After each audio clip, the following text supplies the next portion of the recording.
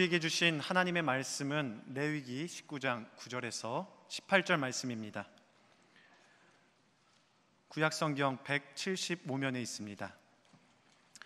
레위기 19장 9절에서 18절의 말씀을 제가 봉독하겠습니다. 너희가 너희의 땅에서 곡식을 거둘 때에 너는 반 모퉁이까지 다 거두지 말고 내 떨어진 이삭도 줍지 말며 내 포도원의 열매를 다 따지 말며 내 포도원에 떨어진 열매도 줍지 말고 가난한 사람과 거류민을 위하여 버려두라. 나는 너희의 하나님 여호와이니라. 너희는 도둑질하지 말며 속이지 말며 서로 거짓말하지 말며 너희는 내 이름으로 거짓 맹세함으로 내 하나님의 이름을 욕되게 하지 말라. 나는 여호와니라. 너는 내 이웃을 억압하지 말며 착취하지 말며 품꾼의 삭슬 아침까지 밤새도록 내게 두지 말며 너는 귀먹은 자를 저주하지 말며 맹인 앞에 장애물을 놓지 말고 내 하나님을 경외하라. 나는 여호와이니라. 너희는 재판할 때에 불의를 행하지 말며 가난한 자의 편에 들지 말며 세력 있는 자라고 두둔하지 말고 공의로 사람을 재판할지며 너는 내 백성 중에 돌아다니며 사람을 비방하지 말며 내 이웃의 피를 흘려 이익을 도모하지 말라. 나는 여호와이니라. 너는 내 형제를 마음으로 미워하지 말며 내 이웃을 반드시 견책하라. 그러면 내가 그에 대하여 죄를 담당하지 아니하리라. 원수를 갚지 말며 동포를 원망하지 말며 내 이웃 사랑하기를 내 자신과 같이 사랑하라. 나는 여호와이니라. 아멘. 할렐루야. 이 귀한 강단에서 하나님의 말씀을 나누게 되어서 영광입니다. 말씀을 전하는 저와 또한 말씀을 함께 나누는 여러분들에게 이 시간 하나님의 은혜와 사랑이 충만히 임하기를 주님의 이름으로 간절히 축원합니다. 먼저 옆 사람과 함께 인사 나누겠습니다. 사랑합니다. 축복합니다.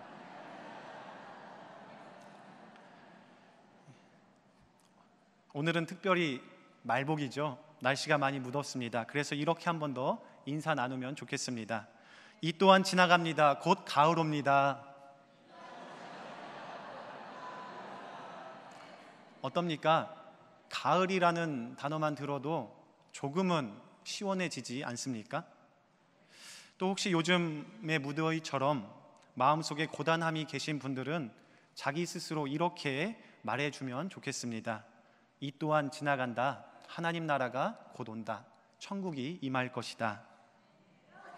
천국이라는 얘기만 들어도 우리 마음은 회복이 되고 은혜가 넘칩니다. 그러므로 하나님 나라, 천국, 이것을 소망하시면서 희망을 품고 이 시간 새 힘을 얻는 여러분 되기를 바랍니다. 교회 사택이 아파트였던 어느 목사님이 계셨습니다. 우리 교회의 일은 아닙니다. 그리고 그 아파트에는 많은 교인들도 살았습니다. 같은 아파트에 살다 보면 마주칠 일이 많이 있습니다. 당연히 목사님도 성도님들을 많이 마주치셨습니다.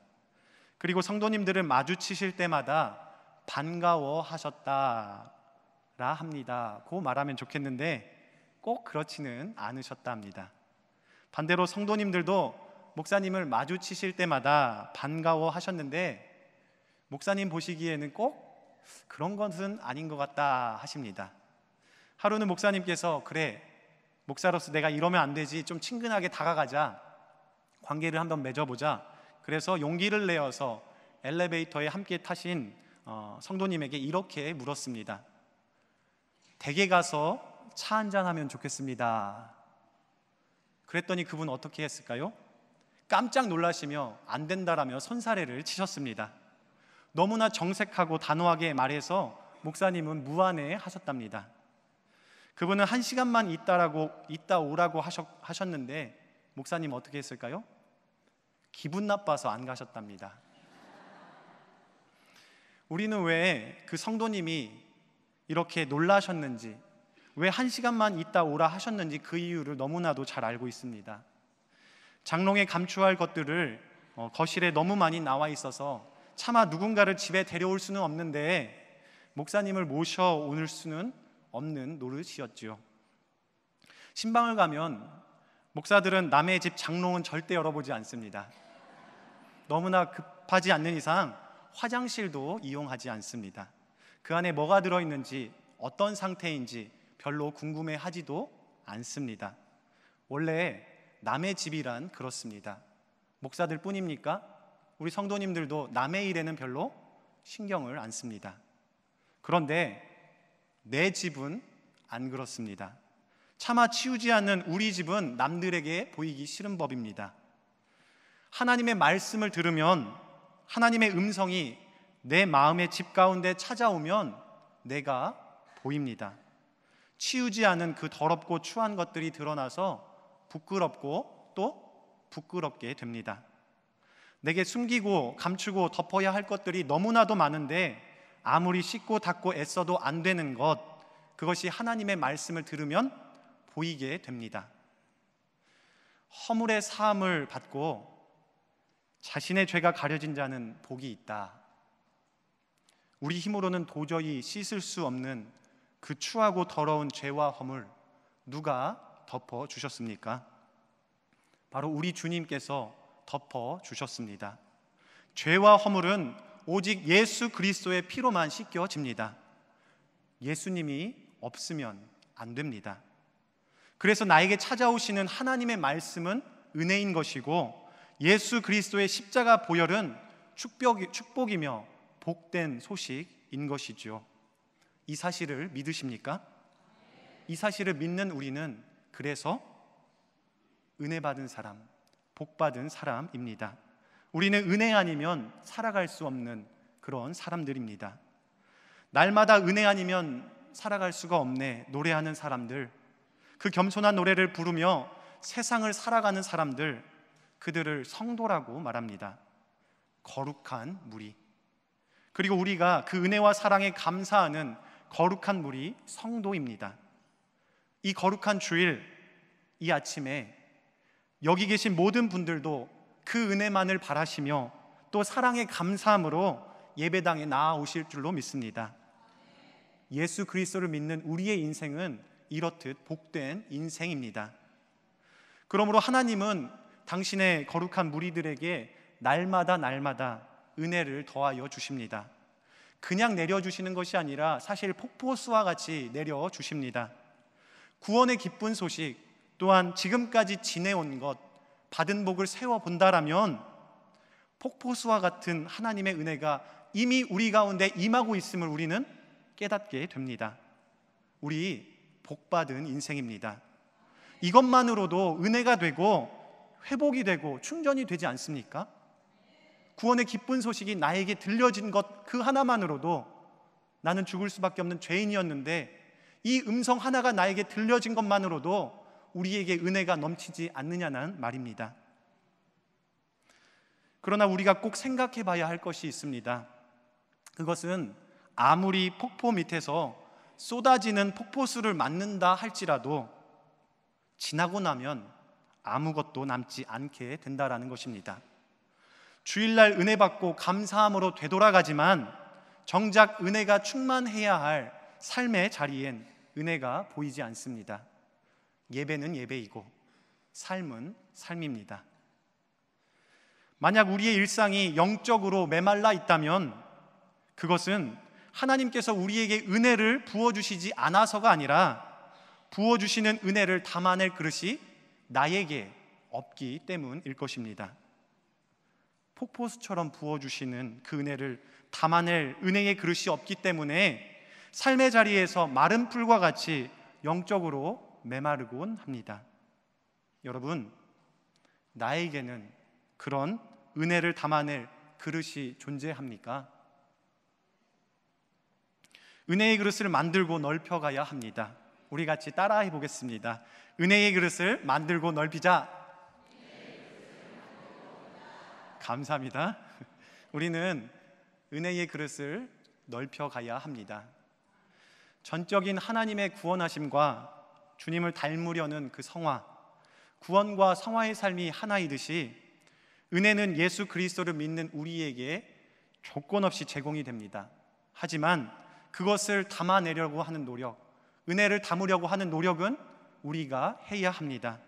그리고 오늘 본문으로 주어주신 레위기 말씀은 그 은혜의 그릇을 넓히는 것에 큰 도움이 될 것입니다. 오늘 본문은 레위기 17장에서 26장까지 이어지는 성결법전 중의 일부입니다. 성결법전이란 430년간 애굽의 종살이를 하면서 이방 신도 섬기고 이방 문화도 섬긴, 이렇게 그런 문화에 찌들어버린 이 이스라엘 백성들의 죄와 허물을 깨끗이 씻을 수 있도록 도와주게 하는 율법들입니다. 성결법전은 일종의 비누라고 보시면 이해하기가 쉬울 것 같습니다. 비누로 온몸 구석구석을 닦을 때 묵은 때가 빠져 깨끗해지는 것처럼 이 율법을 지킬 때마다 출애굽한 이스라엘 백성들은 거룩해지고 구별되고 성결케 되는 은혜의 신비를 체험했습니다. 출애굽 백성들에겐 성결법을 지켜 행하는 것, 그것은 은혜의 그릇을 만들고 넓히는 작업이었다라는 말입니다. 그런데 오늘 말씀을 읽어보시면 참 의외입니다. 은혜의 그릇을 만들고 넓히는 작업은 우리가 생각하기로 예배드리고 기도하고 헌금하고 개인적인 율법 준수로 이루어질 것 같은데, 하나님은 오늘 말씀으로 은혜의 그릇은 공동체 가운데 만들어지고 넓혀가는 것이다 라고 우리에게 말하고 있습니다. 물론 성결법전은 개인을 향한 율법들도 많이 있습니다.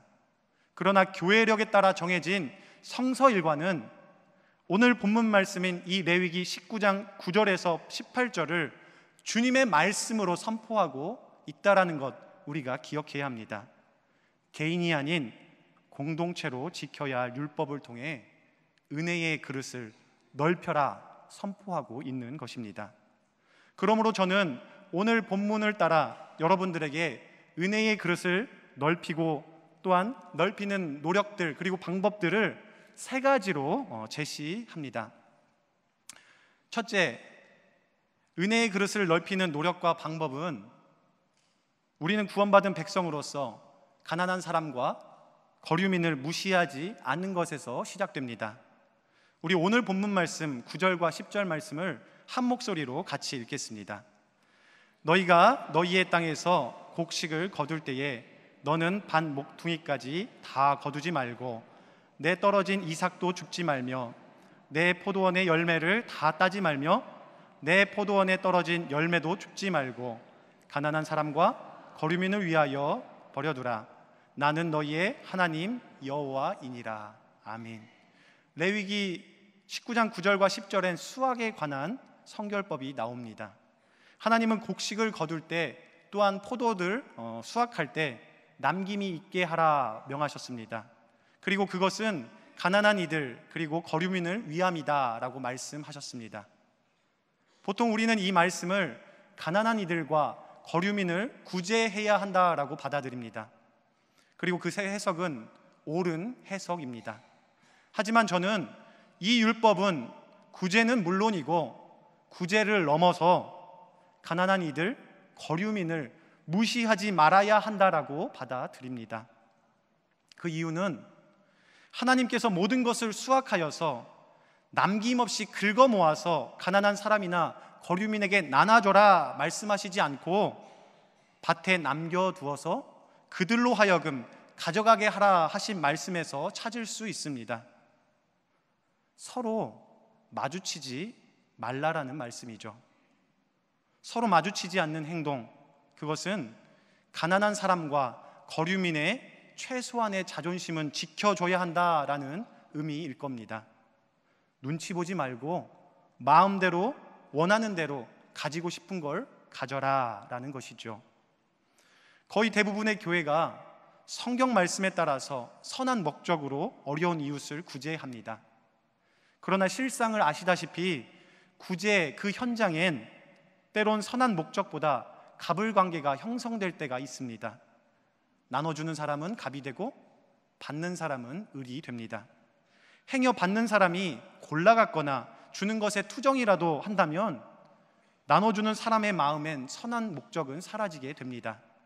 주는 것만으로도 감사해야지 참 가난한 사람이 성격도 더럽네, 사람을 무시하는 모습을 종종 보게 됩니다.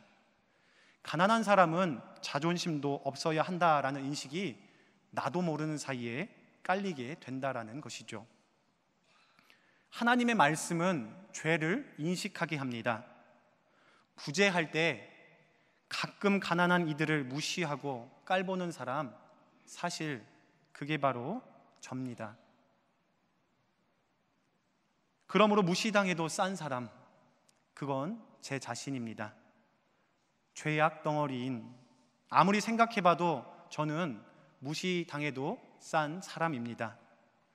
그런데 하나님은 그런 나를 무시하지 않으셨습니다. 십자가를 지심으로 이 부끄러운 죄인을 존귀한 자로 높여 주셨습니다. 그렇게 무시당해도 싼 내가 하나님의 은혜로 존귀한 자가 되었다라고 한다면 우리가 가난한 사람과 거류민, 그리고 심지어는 우리의 가까운 이웃까지 무시할 수 있겠습니까? 그럴 수 없을 겁니다. 왜 가난한 이들을 무시하지 않는 것이 은혜의 그릇을 넓히는 노력일까요? 그 안에서 나의 죄악됨을 깨닫게 되기 때문입니다. 내 죄성을 깨닫고 나는 안 되는구나, 나는 여전히 죄인이구나 깨닫게 함으로 은혜를 구하게 하기 때문입니다. 이 죄인, 은혜 아니면 살 수가 없습니다. 고백드리게 만들기 때문입니다. 이 죄인, 은혜 아니면 살 수가 없습니다. 고백하는 그 고백이 우리를 은혜의 강가로 하나님 앞으로 인도할 줄로 믿습니다. 은혜의 그릇을 넓히는 노력과 방법 두 번째로는 이웃을 속이지 않고 정직하는 것에 있습니다. 우리 11절과 12절 말씀을 함께 읽겠습니다. 너희는 도둑질하지 말며 속이지 말며 서로 거짓말하지 말며 너희는 내 이름으로 거짓 맹세함으로 내 하나님의 이름을 욕되게 하지 말라. 나는 여호와이니라. 아멘. 은혜의 그릇을 만들고 담는, 그리고 넓히는 것을 위하여서 우리는 이웃을 속이지 말아야 합니다. 이웃을 속이는 행위는 신뢰를 허무는 것들인데 이웃이 속았다라고 깨달았을 땐 나의 신뢰는 물론이고 나를 통해 보았던 하나님의 신뢰마저 저버리게 됩니다. 그러므로 속이는 행위는 하나님의 이름을 욕되게 하는 것입니다. 반대로 이웃을 향한 나의 정직은 하나님을 높이는 행위가 됩니다. 어느 교회에 집사님이 계셨습니다. 아주 오래전에 친구 빚 보증을 잘못 쓰셨습니다. 친구가 빚을 갚지 못하는 바람에 보증을 선 집사님에게 책임이 돌아갔습니다. 보증선 빚을 갚으라고 하는 채권자에게 그 집사님은 집을 팔아서라도 약속을 지키겠다 약속하셨습니다. 너무나도 순순히 이야기를 하는 집사님의 말이 믿겨지지 않아서 그 채권자는 그것이 사실이냐, 정말 그렇게 하겠느냐 라고 물었는데 그때 집사님이 이렇게 대답하셨습니다. 저는 예수 믿는 사람입니다. 예수 믿는 사람은 말하면 말한 대로 합니다. 그리고는 정말 집을 팔아서 그 빚을 갚아주셨습니다. 그리고는 이제 자신이 가난해지니 변두리에 있는 땅을 사서 거기에 집을 짓고 살았습니다. 그런데 그 변두리라고 하는 그곳은 지금 한남대교를 건너가자마자 보이는 리버사이드 호텔 바로 옆이었다라고 합니다. 당시에는 그곳이 아무도 살지 않는 변두리 땅이었던 것이죠. 정직할 때 하나님 그에게 은혜를 내려주신 것입니다.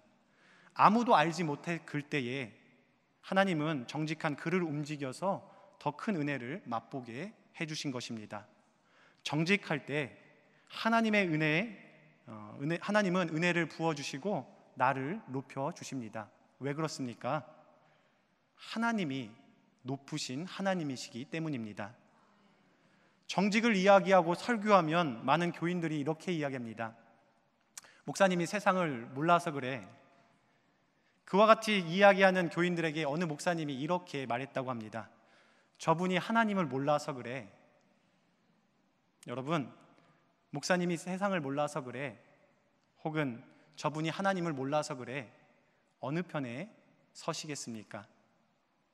이웃들에게 거짓이 아닌 정직으로 행함으로 은혜의 그릇을 넓혀가시는 여러분 되기를 바랍니다. 마지막으로 은혜의 그릇을 넓히는 노력과 방법 세 번째는 원수를 위해 기도하는 것입니다. 우리 18절 말씀 같이 읽겠습니다. 원수를 갚지 말며 동포를 원망하지 말며 내 이웃 사랑하기를 내 자신과 같이 사랑하라. 나는 여호와이니라. 아멘. 성결법은 원수를 용서하고 이웃을 사랑하라고 말씀합니다. 그러나 우리의 구원자이신 예수님은 원수를 용서하는 것을 넘어서서 원수를 이웃과 같이 생각하고 이웃 사랑하듯 원수도 사랑하라 말씀하셨습니다. 예수님의 가르침에 따라 우리는 원수를 사랑해야 합니다 라 말하면 좋겠지만 사실 원수 사랑 가능할까? 늘 의문이 듭니다. 아시는 분들도 계시겠지만 작년 경상북도 어느 면사무소에 총기 난사 사고가 있었습니다. 귀농한 피의자가 면사무소에 들어가 총기를 난사해서 면사무소 직원 2명이 목숨을 잃었습니다. 제가 살던 바로 옆 동네에서 일어난 일이라 충격이 더해졌습니다. 심지어 저는 그 전날 그 앞을 지나가기도 했습니다.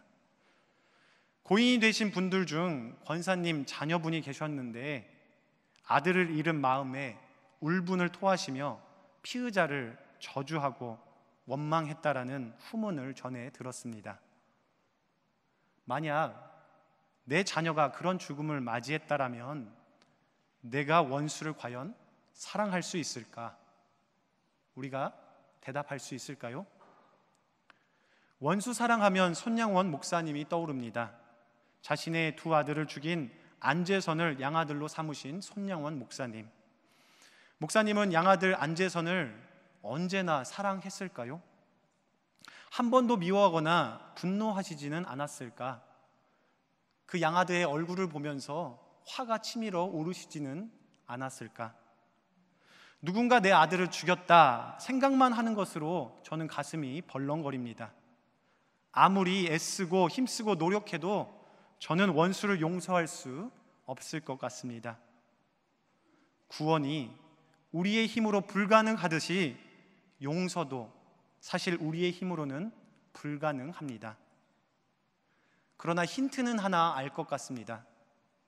그것은 기도하라는 주님의 명령입니다. 마태복음 5장 44절은 이렇게 말합니다.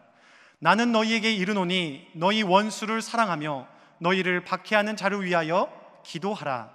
아멘. 주님은 원수를 위하여 기도하라고 명하셨습니다. 기도하라라는 말은 원수를 바라봐라라는 말이 결코 아닙니다. 기도하라라는 말은 눈을 들어 하나님을 바라봐라라는 말입니다. 기도하라라는 말은 원수를 바라봐라라는 것이 아니라 우리를 구원하신, 죄에서 우리를 구원하신 예수 그리스도를 바라봐라라는 말입니다. 원수를 사랑하는 것, 그것은 원수를 바라보고 그를 용서하려고 악착같이 매달리는 것이 아니라 하나님을 바라보고 나를 구원하신, 죄 가운데 있는 나를 구원하신 예수님을 바라보고 고개 들어 하나님께 기도하라라는 것입니다. 자신에게 돌을 던지는 원수들, 그들을 기도로 용서한 스데반 집사님께서 원수를 용서하시고 사랑할 수 있었던 가장 큰 이유, 그가 눈을 들어 하늘을 바라보았기 때문입니다. 사도행전 7장 55절 말씀을 우리 같이 봉독하시겠습니다. 스데반이 성령 충만하여 하늘을 우러러 주목하여 하나님의 영광 및 예수께서 하나님의 우편에 서신 것을 보고. 아멘. 스데반 집사님이 하늘에 계신 하나님과 그 우편에 서신 예수님을 바라보았기 때문에, 다시 말해 그가 기도의 자리에 있었기 때문에 그는 원수를 용서할 수 있었습니다.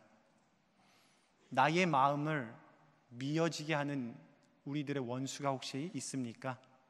내 마음을 고단하게 하고 혼란스럽게 하는 우리의 가족, 이웃 혹은 교우가 있습니까? 그를 위하여서 기도하시기 바랍니다. 그럴 때 하늘의 은혜가 나의 원수에게 임하는 것이 아니라 나 자신을 회복시키고 치유해 주실 줄로 믿습니다. 매일의 삶의 자리에서 기도를 통하여서 은혜를 담는 여러분 되기를 바랍니다. 하나님은 날마다 이렇게 우리에게 은혜 내려주시고 또한 폭포수와 같은 사랑으로 함께 해주십니다. 나를 날마다 존귀한 자라고 여겨주십니다. 그러니 하나님이 나를 존중히 여겨주시고 존귀히 대해주신 것처럼 가깝게는 가족과 이웃들, 그리고는 멀게는 원수들을 존귀히 대해주시기 바랍니다. 무시하지 마시기 바랍니다. 그리고 정직하면 손해보겠다 생각되는 삶의 어느 순간에서라도 나를 통해 높아지시려는 주님만 바라보고 정직하시기를 바랍니다. 마지막으로 언제나 기도하시는 우리 되기를 바랍니다. 가정을 위하여서, 교회를 위하여서, 이웃과 이 사회를 위하여, 더 나아가서는 원수를 위해 기도하는, 그래서 사랑을 보이는 우리 성도님들 되시기를 바랍니다. 한 주간 주님의 말씀에 순종하여 은혜로만 살아가는 여러분 되기를 주님의 이름으로 간절히 축원합니다. 기도하시겠습니다. 은혜로우신 하나님, 허물 많은 죄인을 구원하여 주시고 매 순간순간 은혜로 살게 하여 주심에 감사드립니다. 구원받은 이로써 한 주간 살아갈 때에 가정과 이웃을 존귀히 여기고 정직하게 기도하며 살아가게 하여 주시옵소서. 그리하여 은혜 가운데 풍성한 열매 맺는 이 한 주 되게 하여 주시옵소서. 감사드리오며 살아계신 예수님의 이름으로 기도드립니다. 아멘.